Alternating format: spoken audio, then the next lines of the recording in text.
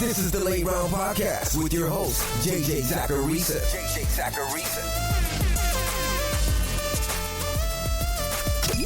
What's up, everyone? It's JJ Zacharisa, and in this episode 907 of the Late Round Fantasy Football Podcast, sponsored by Underdog Fantasy. Thanks for tuning in. I've got some pretty cool news to share to open today's show. As you know, during the summer, I was giving away a free late round draft guide to any new Underdog user. Any new user who used promo code LATEROUND when signing up.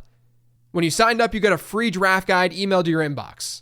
Well, now that we're in season, that draft guide isn't as relevant, but my rest of season rankings are. So for any new Underdog Fantasy user, when you sign up, you not only get a deposit bonus, but you'll be emailed a link that contains my rest of season rankings. Those are updated every Tuesday for patrons, so you can get them on there too. You can get them on the Late Round Fantasy Football Patreon as well. But they're free if you sign up on Underdog Fantasy and make a deposit. And when you do that, you have to use promo code LATEROUND. That's UnderdogFantasy.com. Again, promo code LATEROUND. The first trend this week is one that we kind of knew could happen based on preseason usage, but Cole Kmet is officially splitting time with Gerald Everett in Chicago. He's actually not even splitting time. Everett's just the tight end one. Everett ran 21 routes to Kmet's 12 on Sunday, and Everett played more snaps as well. Maybe that's going to change as this offense evolves, but offensive coordinator Shane Waldron has now coached Everett on 3 separate teams over the last handful of years. It's his guy. So in most formats, you can drop Kmet. I talked about Isaiah Pacheco last week and how Samaje Perine had a chance to play a Jerick McKinnon role in that Chiefs offense. It wasn't a lock that he would play that role, just that there was a possibility. Well, in week 1, Pacheco had the second best route participation of the last 2 years. He ran a route on 71% of Kansas City's dropbacks. He saw 88% of the team's running back rushes, and he had an 11.5% target share. Maybe that doesn't maintain because Samaje Perine had just joined the team, but it was a huge week 1 for Isaiah Pacheco. Devontae Smith ended up running 71% of his routes out of the slot against the Packers this past week. That's according to PFF. Last year, the number was 31%. With the potential for good pace and a decent pass rate, combined with the good matchups that Devontae Smith is now going to see, we could see a great year from Devontae Smith. I wasn't very high on DeAndre Swift entering the season because I was worried about what could happen at the goal line with him, and I thought we'd see some sort of committee. Roschon Johnson, though, he was a healthy scratch for the Bears in week 1. And Swift, despite being pretty bad in fantasy, he actually had strong usage. He was 11th among running backs in route participation, and he handled 71% of the team's running back rushes.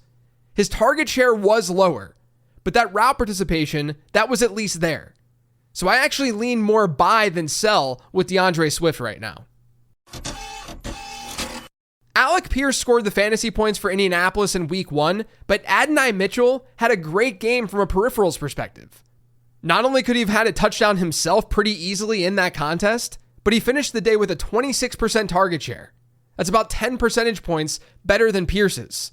And he ran a route on 75% of the team's dropbacks. Pierce was at 83%. People are going to be rushing to the waiver wire to get Alec Pierce because he made some big plays in that game. But I still prefer the rookie. I still prefer Adonai Mitchell. Honestly, by a whole lot. According to PFF's expected fantasy points formula, no running back underperformed more in week 1 than Naji Harris. That's not necessarily a bad thing. It does mean that based on his usage and where he was seeing touches, he should have been closer to 15, 16 PPR points rather than the 9 that he actually scored.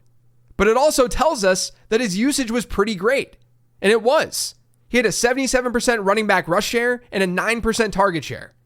Those were numbers that were better than last year. With that being said, don't be surprised if we see more Jaylen Warren as soon as week 2. As we know, he was entering the season a little bit banged up. It was a tough week for Jackson Smith-Njigba drafters, myself included. I've bought in from a redraft perspective that things could turn around in this Ryan Grubb offense. But JSN ended up being used very similarly in week 1 as he was last year.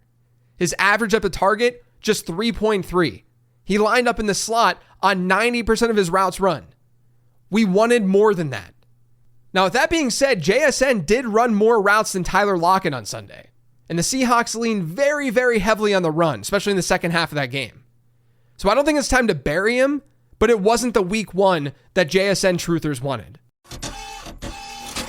People were freaking out about a lot of the elite tight ends in week one, but the underlying usage for a lot of those tight ends was totally fine. I actually have a hypothesis that with less scoring across the league, with such crappy offenses that we saw in week one, that impacted tight ends a little bit more. Because these guys aren't typically first read players. But that's not a super fleshed out idea, so let's just move on. Dalton Kincaid only had 2 PPR points and an 8.7% target share. That's the bad news.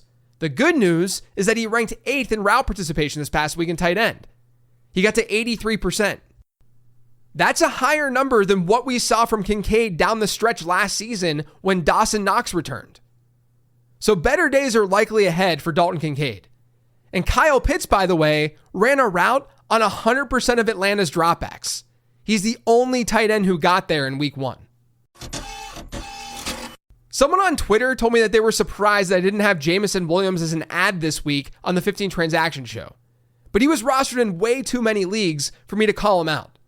But yeah, he should be on a roster. And after last week, I'm actually way ahead of the market on Jameson Williams. I like him a lot more.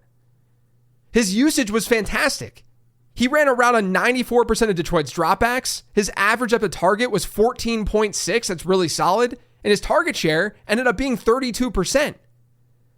Look, I had my question marks about Williams entering the season. Because even if we used his 2023 numbers as his rookie season, his year 2 score in my year 2 model would have just been good and not great. He had an elite prospect score, but we haven't seen many players get it together like this in year 3. But I do think that things may have just clicked for Jameson Williams. And this is one of those situations where, given the offensive environment, I don't think it's necessary to not lean into Jameson Williams. Because the market still has him priced fairly low. Fantasy Pros rankers in their rest of season rankings have him at wide receiver 41.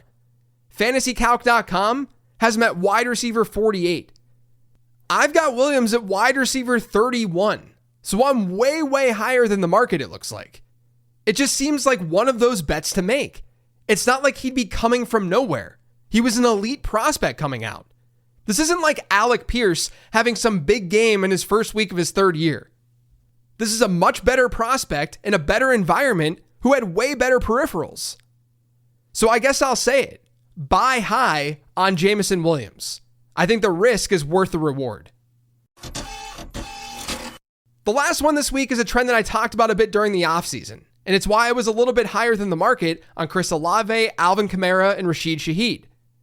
Clint Kubiak is bringing more motion to this Saints offense, which is absolutely necessary. Because last season, they ranked dead last in pre-snap motion. They ranked dead last in play action rate.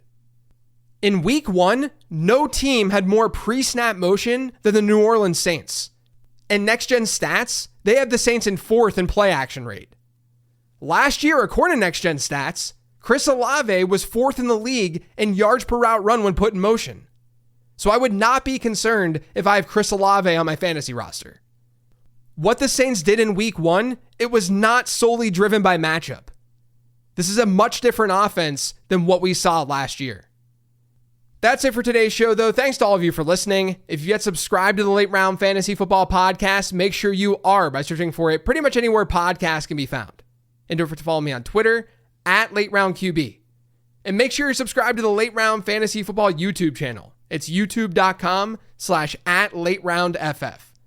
Thanks for listening, everyone. I'll talk to you tomorrow with the weekly Sleeper Show.